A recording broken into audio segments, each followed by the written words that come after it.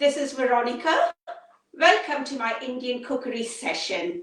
Today I'm going to be teaching you how to make onion bhajis. Now for those who are new to the session, onion bhajis is a typical snack that you would get when you go visiting anyone in India, just like you would get your cupcakes or your scones.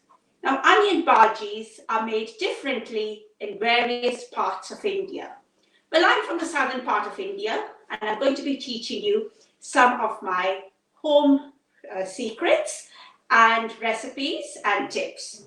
So out here, I have got a little karai, which is an Indian wok, and I've got vegetable oil for deep frying. I've got a significant amount of vegetable oil, basically about half a liter. So for those who are cooking onion bhajis, you could save your oil because now oil is fairly expensive to make other dishes later on and cool it and rebottle it. But you need a karai, which is an Indian wok, or if you haven't got a karai, you can use a normal wok. But like I said, you've got to deep fry the onion bhajis, so you need about a half a liter of oil, and the oil needs to heat up prior to your preparation. Now, onion bhajis need to be made fresh, so they have the best taste and you get the optimal refreshing ingredients in it. So for onion bhajis, I have got here grated potato.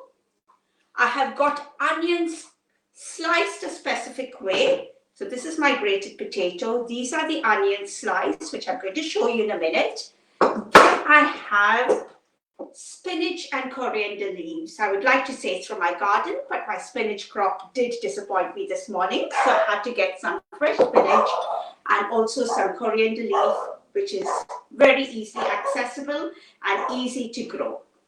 And then I have an egg, and for the spice mix, I have got cumin seed, salt, fennel, pepper, and chili powder.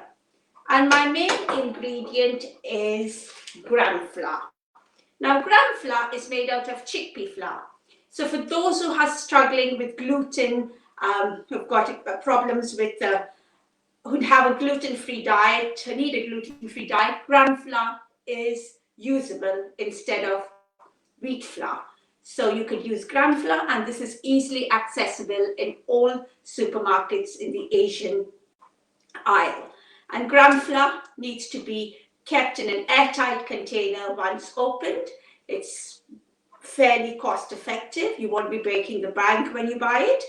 And you can make umpteen amount of onion bhajis for a small cost. So here I am going to show you how to make your own homemade onion bhajis. So I have got an onion here and a potato, which I'm going to show you how I sliced.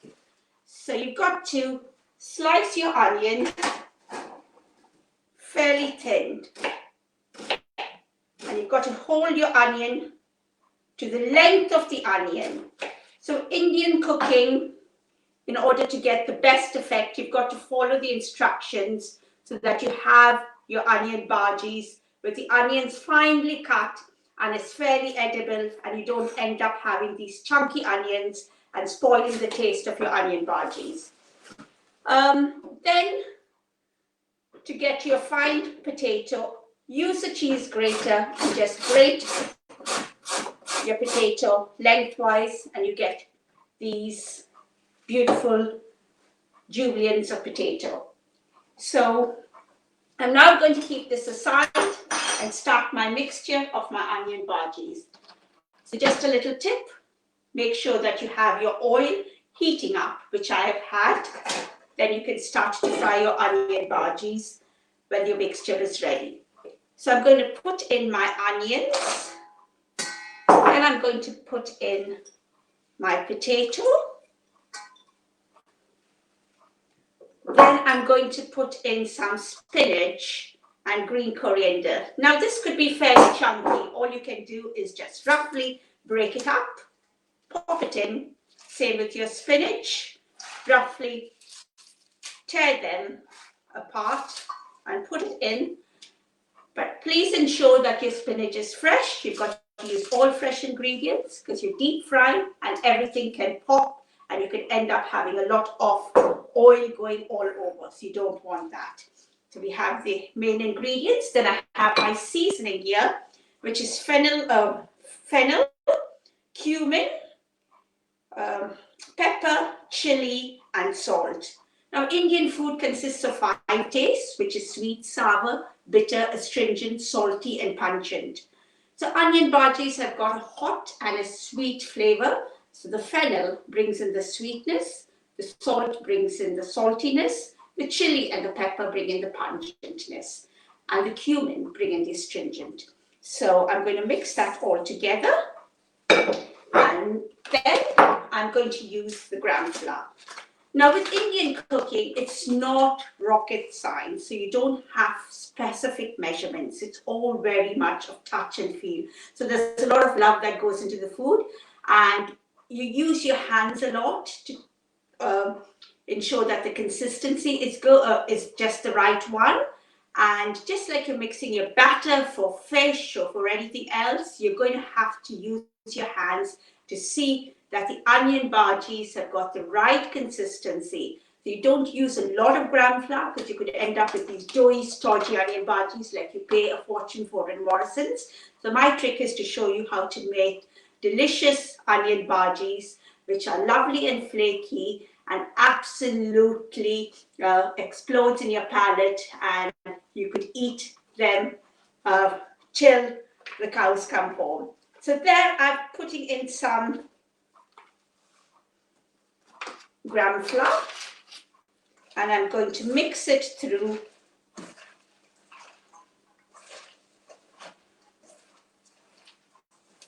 And like I said, it is very much feel and touch. I'm going to see the consistency of the gram flour. It's going to mix through all the ingredients so everything comes to the top and you get a good mixture, and all the vegetables begin to crush. You try not to use too much of water or no water at all, because the onions and the spinach would leave out their own water.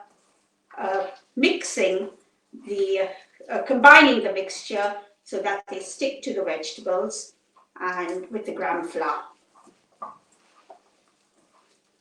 So I'm feeling my consistency is still not right, my batter is still not right, so I'm going to be adding a little bit more gram flour. So you could see, although my basin was fairly full with all the vegetables, it's gone down to quite a small amount. So your onion bhajis are a delicious snack, but they are time consuming. But once you get the hang of it, you can begin to churn out 50 to 100 onion bhajis for your family and friends in less than an hour's time. So this is the ingredients that we have mixed all together. I'm going to use a titch more of gram flour. In the meantime, I'm going to light my cooker back again.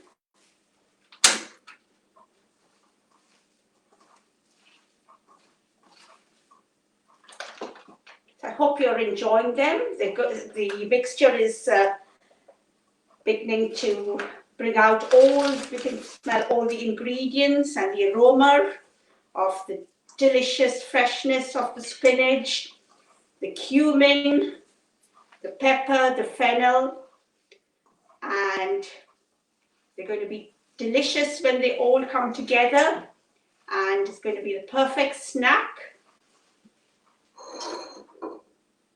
So now, a little family secret. I break in an egg to put into my onion bhaji. So it makes the onion bhajis lovely and crispy.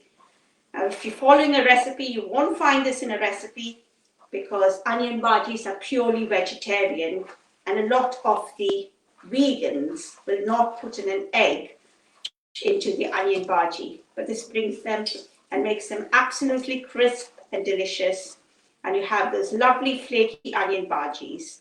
Now, for those who are watching, this is how my batter mixture is come together. So it's all combined and it's ready to go into the hot oil. And here I have got a sieve. So when I take it out of the hot oil, all the oil, the excess oil drains off. And like I said, because you're deep frying the onion bhajis, when the oil cools off, you could rebottle it and use it again for cooking. And we do deep fry onion bhajis. You couldn't bake them, or you couldn't put them in any other sauce of like a barbecue or anything. It needs to be deep fried. But once it's deep fried, all the oil is drained off. You have delicious onion bhajis. You cannot freeze your onion bhajis because, again, the batter and the potato tend to disintegrate and it doesn't taste well. So the best thing is, if you're having a dinner party and you're having Indian food or any other meal, and you're making your onion bhaji, leave this dish to make it for the last, because it needs to be crispy and fresh, and it has the best taste when it is served hot. So I hope I've tantalized and tickled your taste buds. And now I'm ready to go to fry my batch of onion bhajis. So they're all ready in the batter. I'm just going to grab them and give them a little squeeze. Then just pop them into the hot oil. Can you hear the sizzle? Like I said, your oil needs to be heated so well in advance. Say a good 20 minutes before you start prepping your ingredients. There it goes again, because if you do have cold oil, then you have all your onion bhajis that will disintegrate.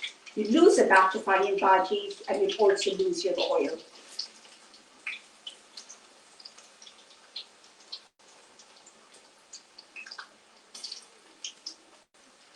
So this is ideal with a lovely glass of wine or a beer on a hot summer's afternoon.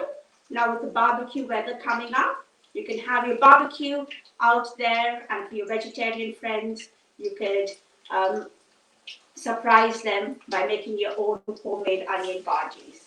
You just put in a few into the deep fat fryer at a time, because you don't want them to stick together. You also keep a little bit of water to keep refreshing your hands, because it does get very sticky. And you also need a slotted spoon to give them a gentle turn.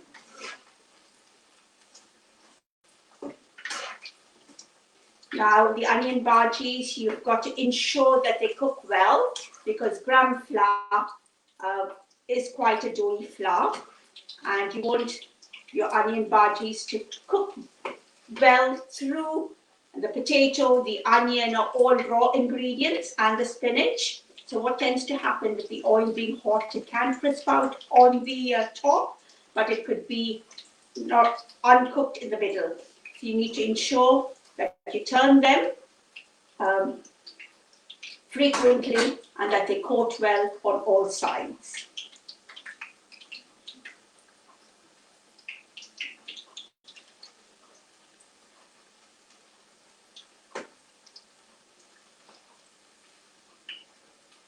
As I said, you can make this dish. It's as cheap as chips. You can get a big packet of gram flour from the supermarket, which is about £1.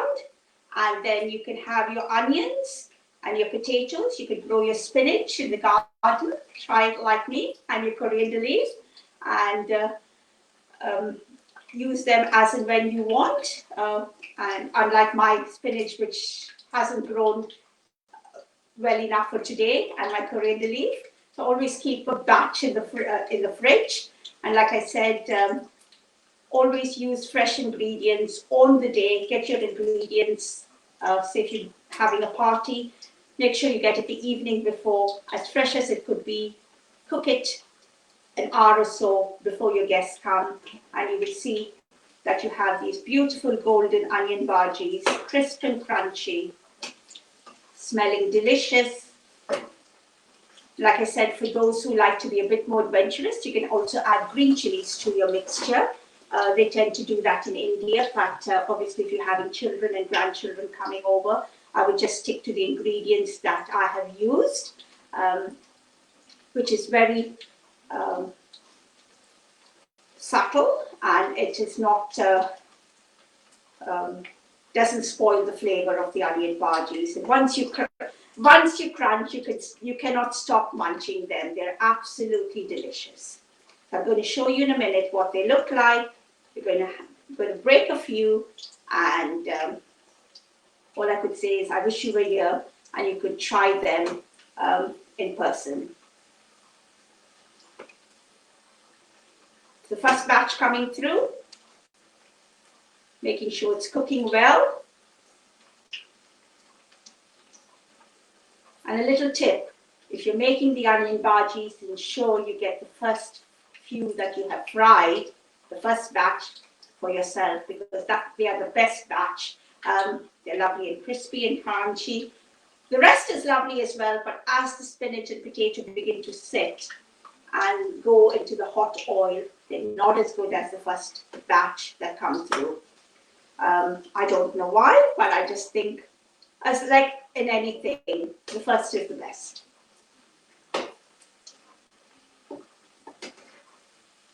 So could you see me on the camera? That's the first batch coming through. I'm using my sieve to drain them.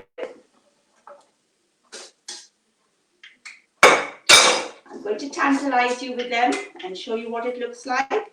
I'm going to display them on the plate here.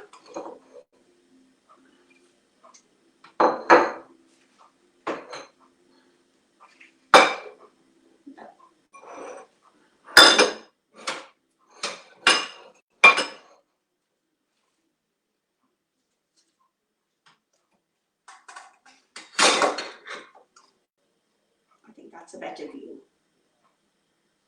So I'm now going to make my next batch. You've got to be careful that your oil is not too hot. So at this process, turn your cooker slightly down. And then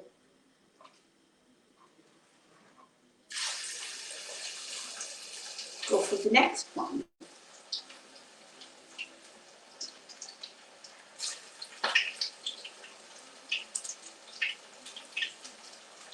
You can have a glass of wine or beer whilst you're making them.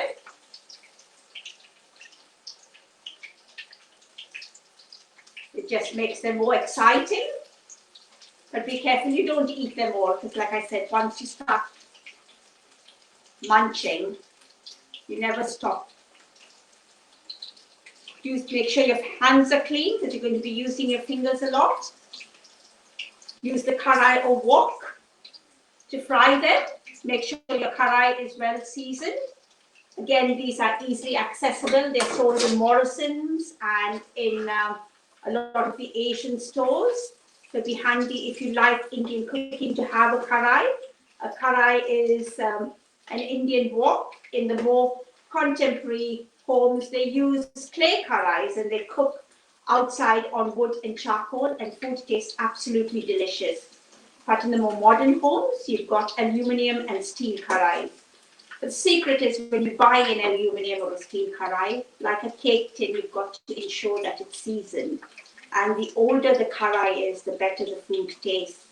So you find that quite often pots and old karais are passed down to brides who just get married, and so that they could impress their in-laws that the food tastes absolutely delicious, because these karais are well seasoned and are well used.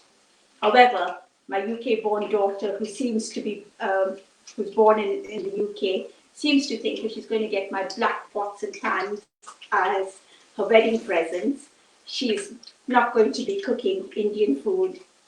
And true to this comment, a lot of Indian cooking is going out of fashion by a lot of the younger Asians. They find it very lengthy, and it's very time consuming, and there's a lot of myths and facts around Indian cookery. And I did visit India a few years ago, and I was quite surprised to see all the burger bars and the pasta cafes that have opened up, and a lot of the Asians wanting to dine in those bars instead of having the traditional pakora or the onion bhajis cafes that used to be when I grew up. So you tend not to have people pass on tips of Indian cookery because they're usually well guarded and are family secrets. So, however, today I'm teaching you all my secrets, and if you do get the hang of onion bhajis and you do open your cafe, do comment and let me know how it went, because not many people are tending to use their skills, and it's beginning to die out in a lot of the Asian culture, because with different cuisines coming in, a lot of food is now massively sold, and the traditional home cooking is going out of fashion. So I was taught cookery back in India when I grew up, because my mum was ill, and I learned cookery from the local servants and also from neighbors.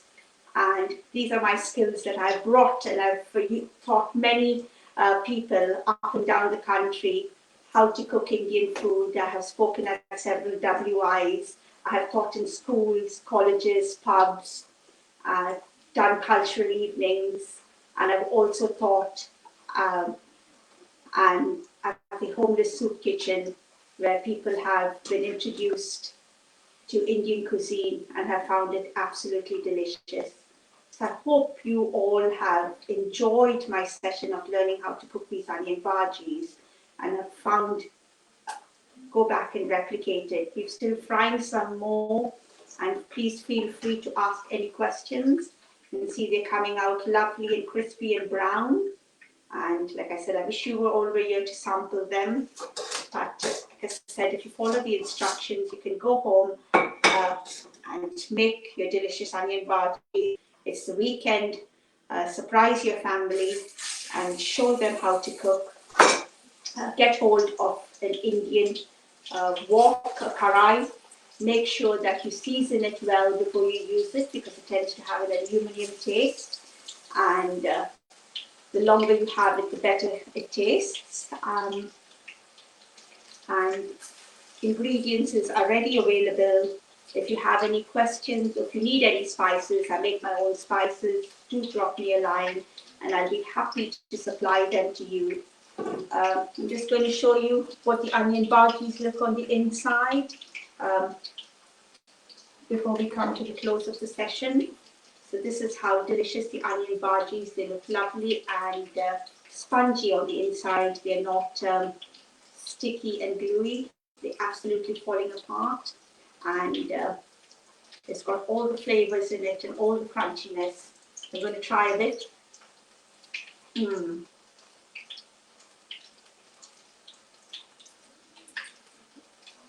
Absolutely delicious. Well, for those who are not around here, as I was just saying to Andrea, she's welcome to come pick up some. My neighbor will be getting some, because I don't intend eating them all today. So a lovely batch, like as I said, a cheap snack where you can make it, won't break the bank. It's just the oil that's kind of one of the more expensive currently. But like I said, you still have a lot of oil, because you're deep frying. The oil tends to float around the onion bhaji, cooking it. So you can use the oil later, let it cool down, rebottle it and use it for your cooking. Or you can store it and save it when you're making your next batch of onion bhajis. So still cooking them. You see, they can't stick together if you put too many in a time. The spinach is absolutely fresh and delicious.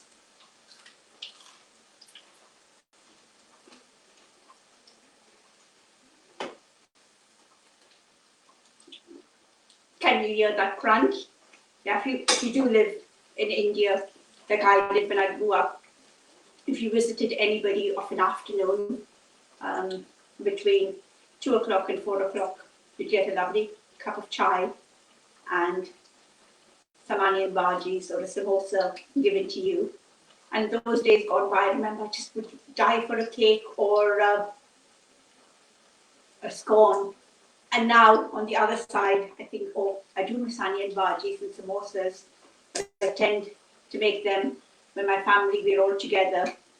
Like I said, tastes have changed, so not everybody in my household are fans of onion bhajis. However, my husband and me still are. But like I said, it needs to be made if you're having a party or a group of people coming together. It's a snack that you can't make small batches of. And like I said, you can't freeze them. So you've got to make it on the day, churn them out, and surprise everybody with some nice red wine or white wine in the summer.